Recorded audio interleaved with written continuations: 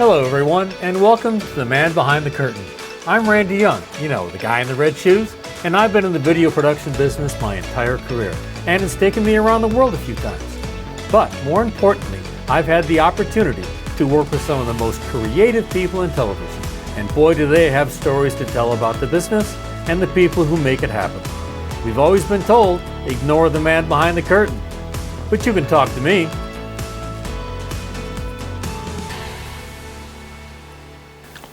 So let's begin.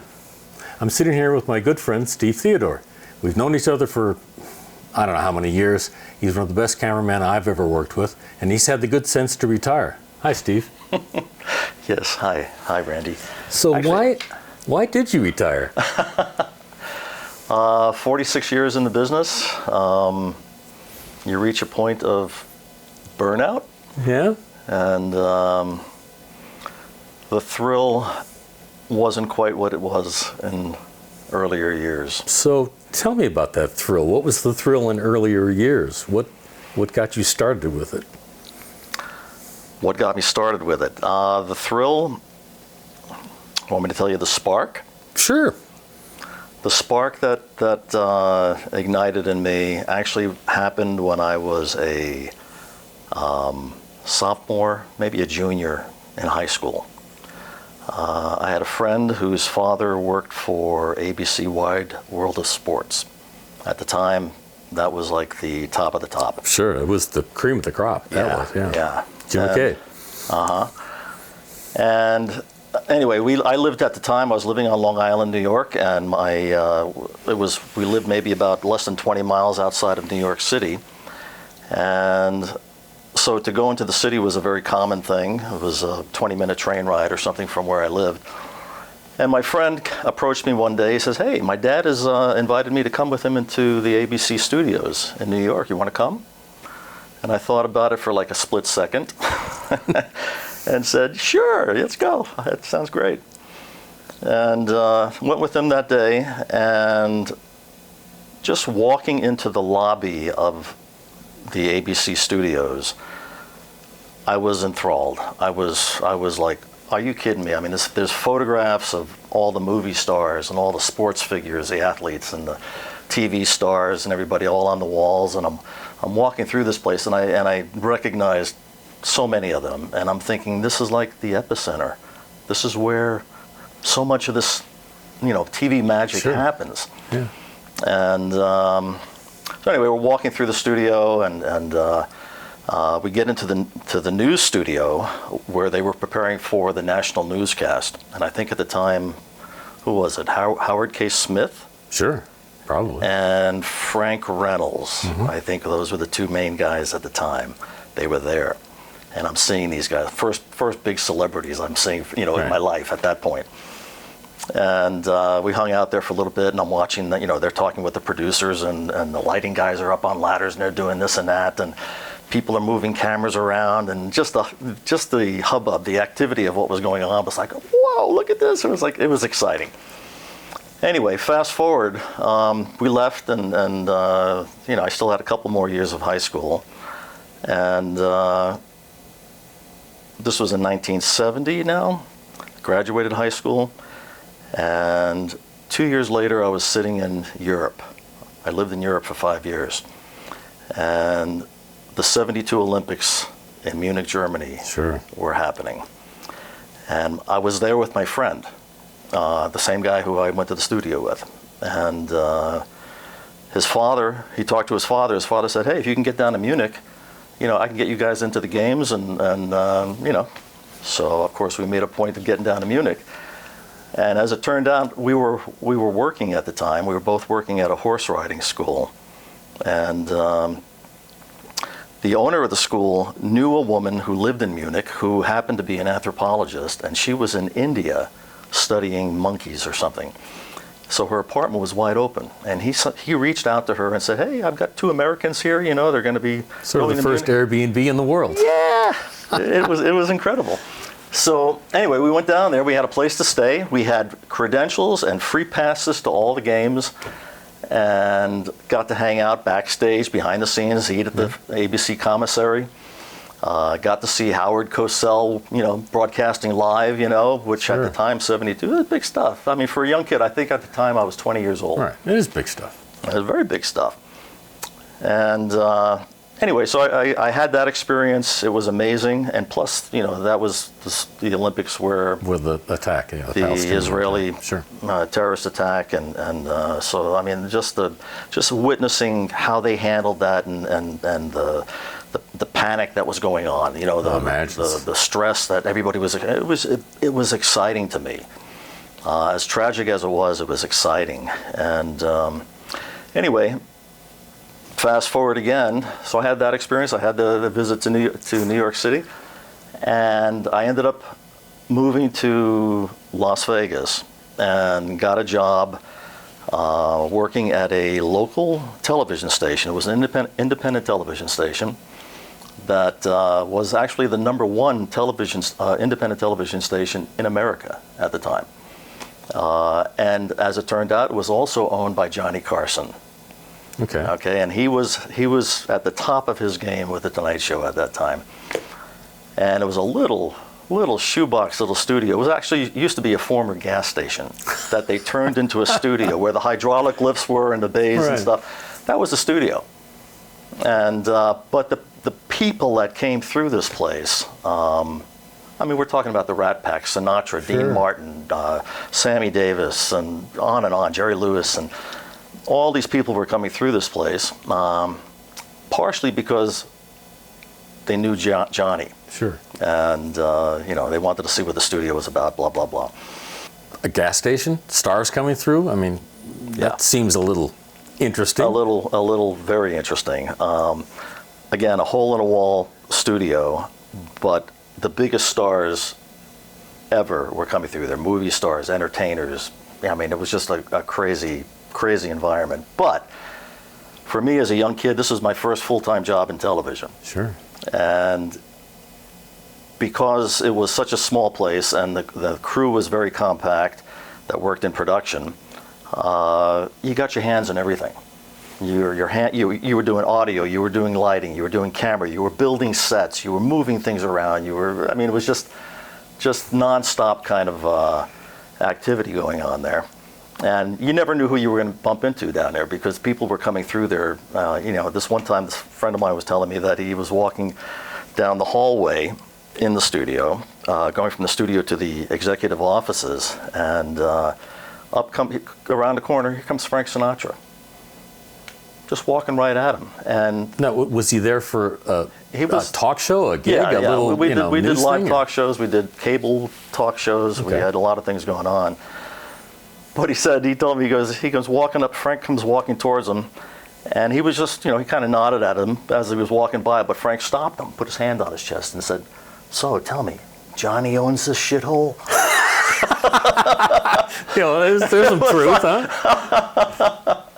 And he laughed. He said he just kept on walking. It was just, but that's the kind of stuff that, you got exposed to, and that just made the excitement of working there just crazy. Well, you mentioned when you first started to answer this question that the excitement, the thrill, I call it the passion. Almost everybody I've talked to, their motivation to get into this is because of a passion and a belief that it's just a cool thing to do and a deep-seated passion for it. Do you feel that same way? Yes, I guess to some degree. I mean, for me, passion, I don't know if passion is the word that initially got me into it. I think the passion grew the longer I was in the business, right. And I started to feel more confident and get more experience. And I think initially it wasn't passion. It was more just the excitement and the thrill of working with the people that you worked with and learning the new things and stuff like that. It developed into a passion. Right. Well, my motivation was a passion and a thrill and a desire to do something that I don't think a lot of people really do. Mm-hmm. And you have exposure to different things with every job that you look at, every job that you take, every step that you take in your career. Right. You learn and you try something different. And I think it's a lot That's is the same for a lot of people that I've spoken to, and it sounds like for you too. Definitely. That experience working at that independent television station afforded me so many opportunities of meeting people, making contacts, of just learning different skills that were basic, necessary skills to work in the business. Sure. But also the interaction with people, dealing with people and celebrities and people that you had to learn a certain decorum with various people. But it was working there. I worked there for maybe 3 years or so, and got an offer to move over to CBS, a local television station here in Las Vegas. They hired me there as a producer-director. So I went from working in the studio and that whole environment, doing remotes, doing commercials, local commercials, that kind of thing, to now working as a producer-director, but also shooting the things that I was producing and directing. It wasn't multi-camera stuff. I was always a single-camera kind of production guy.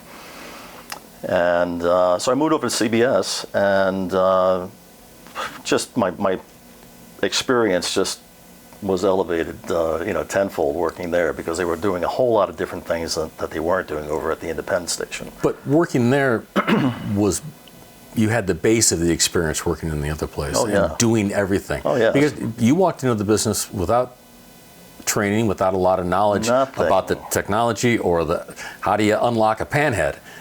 I knew nothing. I mean, I saw things going on and those other things, but until you have the hands-on, you don't. But that drew the interest of seeing all that happen from behind the scenes, and your experience in Europe, and seeing how it's done, and the desire then to try and do it yourself. Right. But in a small, and I had an experience much like that in terms of working in a small production environment where you do everything. And you gather a little bit of knowledge about a lot of things.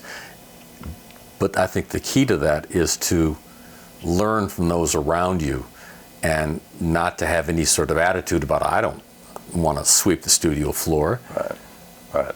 But you have to do some of those things. And you have to wield the hammer and build the set. Anything that was asked of you, you had to do. And that's what people, I think, tuned in on, that here's somebody who is willing to do whatever it takes to get the job done, but is doing it well. And it's that kind of attitude that the people who can make a difference in your life notice and propels you to the next level. Sure. When I was working at CBS, I worked there again for about 2 or 3 years or so. There was a television show on the air at the time called Ripley's Believe It or Not. Oh, I remember that, sure. Okay, hosted by Jack Palance. Right. And they called up the studio and said, hey, we're doing a shoot out at Death Valley. We don't want to fly a crew in if we don't have to. Is there somebody there at your station that you feel confident that can help us out on this? That wants to go to Death Valley and shoot something. Right. So my production manager went... Oh, yeah. And I was in the perfect position to do that. And so I accepted that, and I went out, did the show, got along with everybody great, did a fantastic job, or well enough to put a national segment together on their show. And as it turns out, about, 2 weeks later, I get a phone call. Not the production manager. They called me direct. They said, hey, Steve, we're going down to Mexico for 10 days. We'd like you to come with us. We've got they discovered something like 200 mummified bodies in some cavern down there.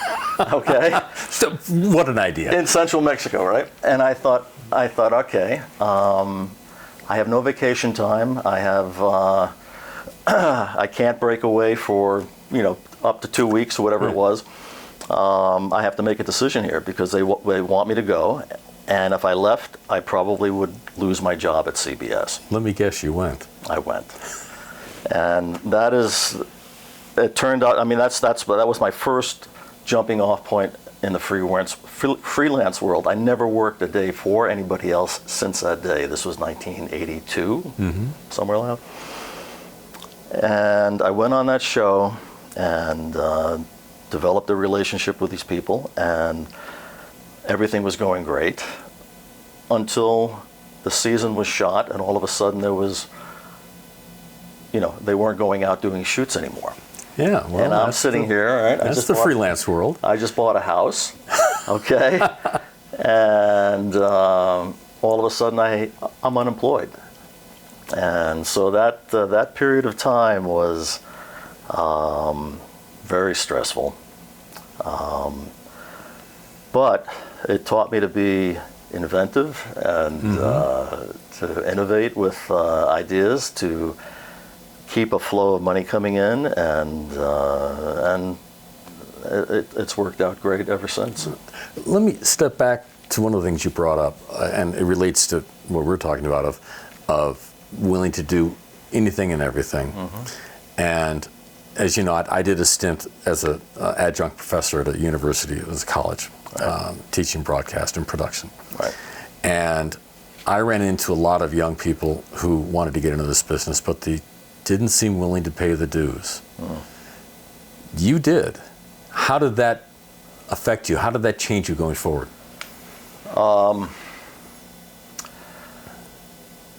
It makes you tougher. It definitely makes you tougher in the sense that you have to be creative with virtually everything. Well, your time, your resources, right, your abilities, and your challenge to learn. Right. The thing that I have always found, and not just since I've been working in television, but I've found this out. I can give you dozens of examples, and I'm sure you have them as well, of where an opportunity comes to you, and I think a lot of people don't take advantage of them as they should.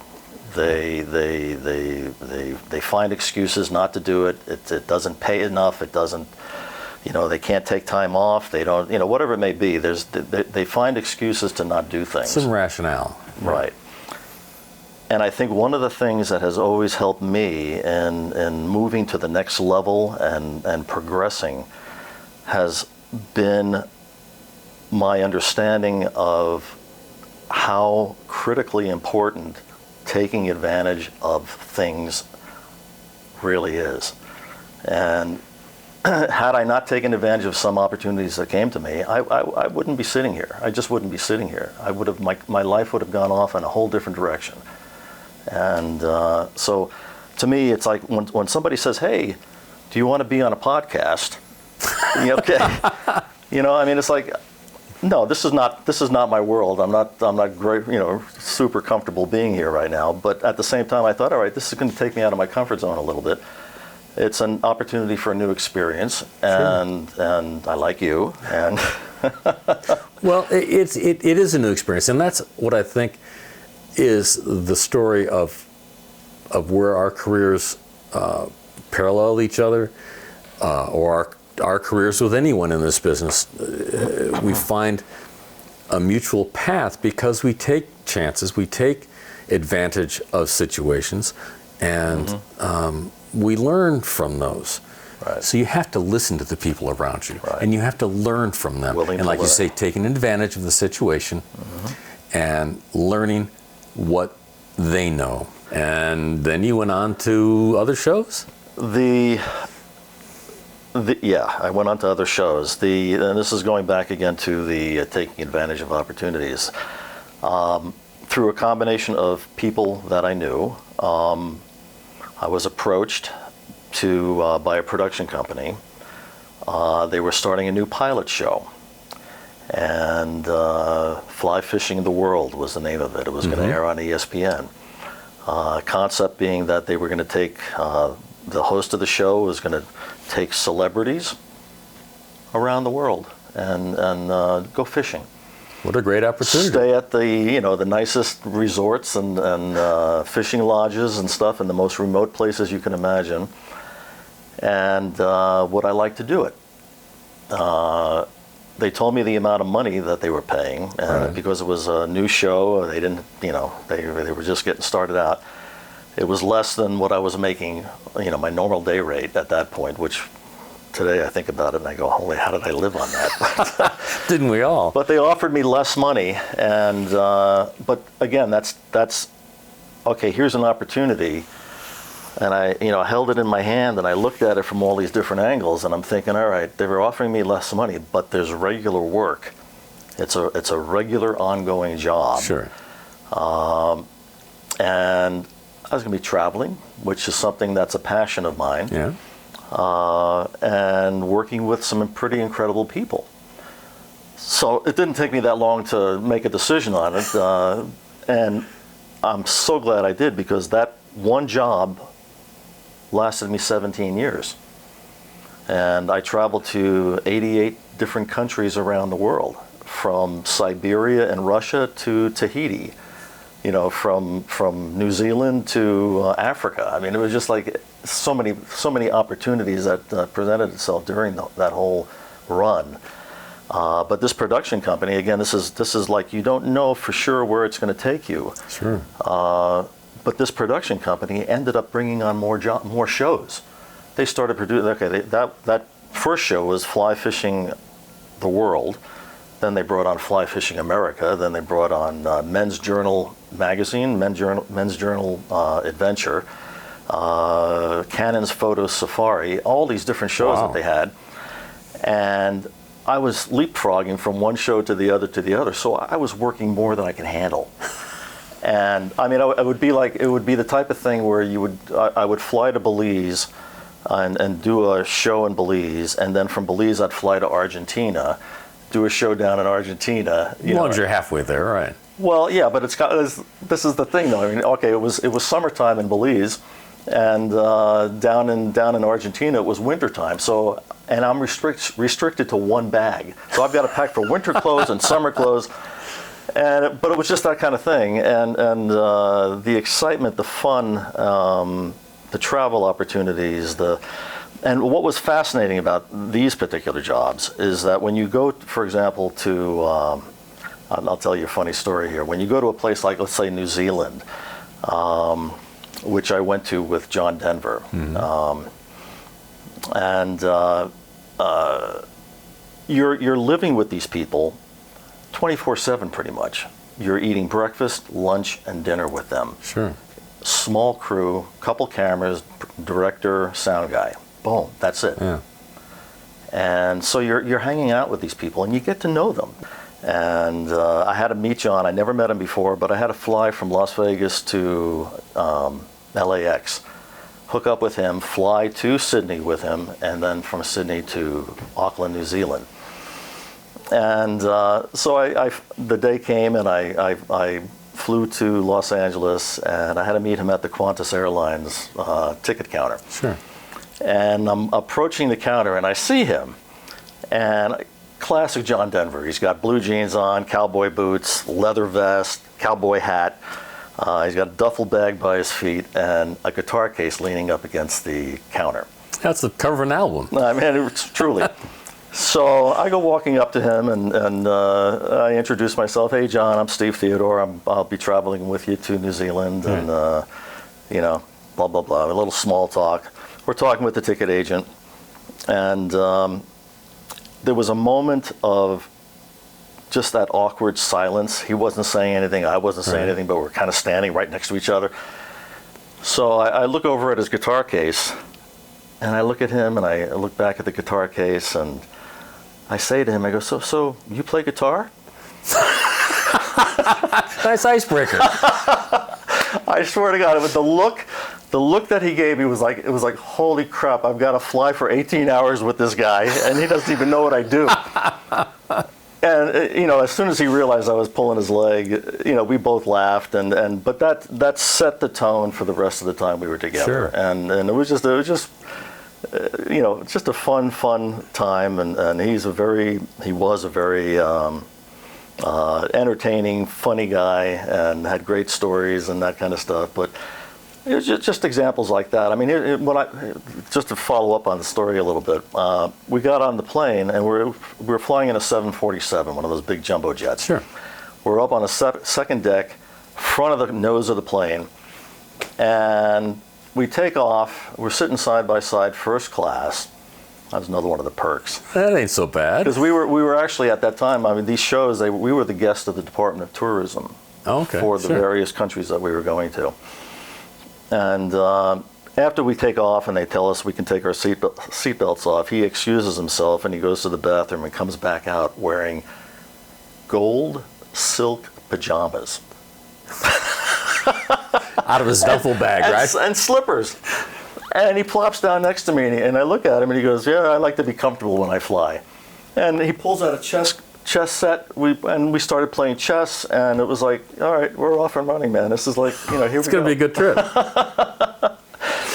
So lots of stories like that, crazy fun stories. Well, let me get back to a little more focused on career and job. You're a cameraman. You've got a bag of tools, and I don't mean hammers and saws. I mean tools in your head of problem solving. And I can imagine that fly fishing in America, fly fishing the world, you had to solve problems. Oh, yeah. So how did you do it? How did you have the experience to know what to do and to figure out how to make it snow in August, whatever, how to catch the right fish? Yeah, well, that wasn't my job, thank God, because we always had fishing guides with us. But, a lot of that stuff, I mean, you had to figure it out on the fly. There was, you were in very remote locations, and you only had what you could carry on your back a lot of times, in backpacks. It's a lot of MacGyvering. Yeah. I mean, for example, I'm just trying to think here. We would be crossing rivers endlessly at times. I mean, you're crossing rivers. We're wearing waders, and you're crossing rivers chest high water, fast moving water. I'm carrying tripods above my head, cameras on my shoulders. The sound guy's got his mixer, and he was carrying a car battery to power everything. Oh, that's good going for a river. Oh yeah. So everybody's holding everything above their heads, and we're crossing this one river one time, and the sound guy all of a sudden disappeared. He went right under. Oh no. His everything, his gear, everything that he had, the wireless receivers, everything that we were using. He just went underwater. We got him out. I mean, that was a whole nother story, but got him out. But all of a sudden, we're in the middle of nowhere, and we have nothing that works. Yeah. We have no microphones that work. We have no mixer that works. Everything has just completely been, drenched underwater. And what do? We got a show to shoot still. Yeah. And we have no gear to work it with, and we were nowhere near civilization to call. It's not like you can call up and get a rental. Yeah. It was, So we ended up taking apart the mixer. We had screwdrivers, and we were taking it apart and just putting it in the sun. And we sat there for hours waiting for it to dry out, not knowing whether if we put it back together again. If you could put it back together. If we could put it back together again, whether it was even going to work. And that particular moment, it did work. It dried out, and we got it working again. And the show carried on, but there's been a lot of little moments like that, over the course of years, that you have to figure out. All right, what do we do here? How do we make this? How do we fix this? How do we make it work? How do we get what we need to get? But you draw all your experience to that moment to make it happen like that, to figure out how to do it. Right. And we've all been in those situations. Yeah. And a lot of it isn't TV experience. It's just life experience. Right. But there is the TV experience too. Know how to figure out how to do things and jumpstart batteries and everything else. Right. It was interesting times. You and I met doing corporate shows. Right. And that's a whole nother ball game. It's for me, how I got into that, I mean, that's another long story, which I won't get into, but in a nutshell, I became. Well, to finish that story, cut to the end of it. I'm glad you did. I'm glad you did get into it. Well, I'm glad I did too. There were moments where I questioned it, but Yeah, not with you, but just my life choices at that point. But I became a single father at one point, Right. And to an infant son, and this traveling the world just wasn't working anymore, and I needed to find a source of income that was going to keep me more local and keep me at home. Sure. And that's when I... And at the level you wanted to live at and Right. have become accustomed to, Right. as they say. So that's when I started getting into broadcast and multi-camera stuff. Mm-hmm. Prior to that, other than what I did in the studio, I really didn't have a whole lot of experience doing multi-camera stuff. And I started to get into sports, football, Sure. basketball, boxing, whatever it Right. was. And that was all good too. The sports stuff was good, but it was inconsistent. And so that's when I got tuned into the corporate world. And I started to, when I started to go to work on those jobs, you get 4, 5, 6 day, 7 day jobs of consistent income. And, every night you're coming home, going to bed in your own bed. Right. And that was all great. But the adjustment of going from, tracking wolves in Alaska to now all of a sudden being confined to a 4x4 platform. Right. In a ballroom. Where you can't move, and it's dark, and it's cold, and I mean, the contrast in the different worlds was so vast that I don't know if I ever fully adjusted, frankly. Well, I went through some of that in terms of transitioning into corporate, because I came from years of shooting commercials, and I had always kept my toes into multi-camera work. And I realized that the corporate work, like you said, versus sports, you're working in nice environments, going to nice cities for multiple days at a time, Right. not 3 days, and I've said this on previous conversations I've had with people, not 3 days in a truck parked by the dumpster at a baseball stadium. Right. I mean, it's clean living, and it's steady work, and you're there for 10 days. Right. And, the money wasn't bad, and, you got to work with some interesting people, some good, some not so good. Yeah.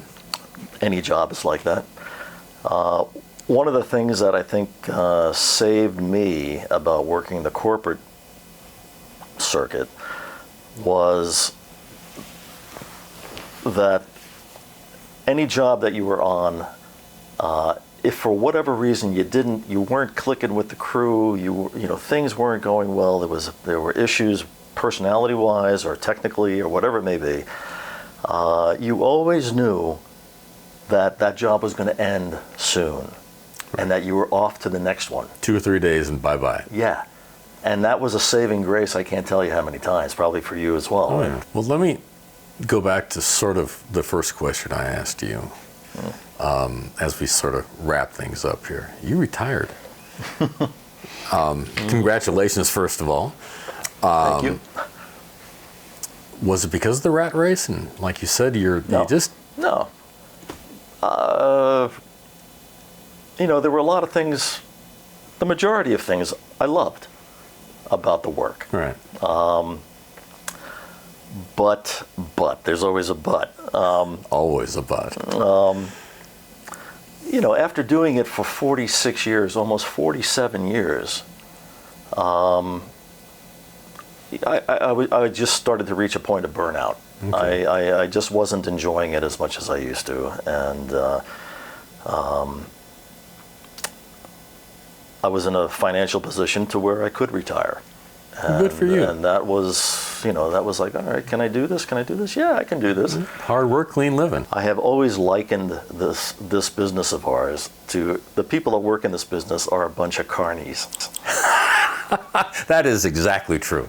I mean, they come from all walks of life. They have all different stories about how they got in the business. They Some are sleeping in their car, and other ones are, have a beautiful house and, a wife and 4 kids and drive a Mercedes, whatever it is. Right. But everybody is different. They found their way into the business in different routes, different reasons. But we all come together and we all work together, and we make magic. It's amazing. It's Square truly pictures through round cables. Go figure. It's actually pretty amazing how it all comes together. No, And, you're right. It's the making magic part, and Right. that's what feeds the passion. That's what feeds the love for the business. Right. And I think that's what generates the mutual respect that we have for each other.